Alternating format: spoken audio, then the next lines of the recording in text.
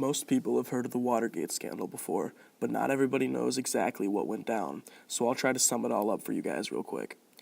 On the morning of June 17, 1972, several burglars were arrested inside the office of the Democratic National Committee, located inside of the Watergate Hotel in Washington, D.C. However, this was not just some random robbery. The culprits were connected to President Richard Nixon's re-election campaign, and they had been caught while attempting to wiretap phones and steal secret documents.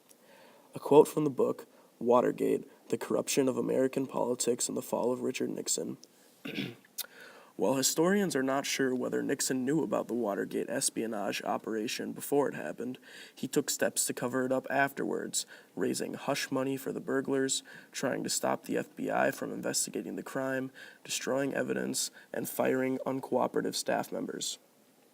So from that information, it's more likely than not that Nixon played some kind of role in this criminal act, but nothing has been officially proven. Nixon's involvement with the break-ins was completely unjustified and unnecessary. Nixon had a very high approval rating going into the election, and he was already leagues ahead in the polls over his opponent.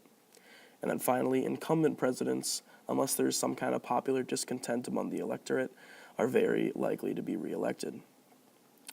So the most interesting thing that I found in my research is that despite the public knowing about the crimes committed at Watergate, Nixon was still reelected in an absolute landslide victory over his opponent, Democrat George McGovern, 520 electoral votes, only 17.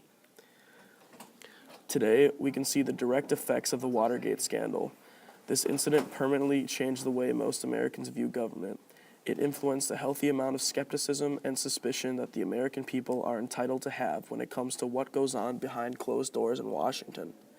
In fact, it has had such a large impact now that any potential scandal can be suffixed with "gate," as we've seen with the Deflategate scandal last year in the NFL. So in conclusion, the actions that took place at the Watergate Hotel were immoral and in the end unnecessary. But they did pave the way for Americans today to be more involved in politics and have a healthy level of skepticism and criticism of the people who run our country. Thank you.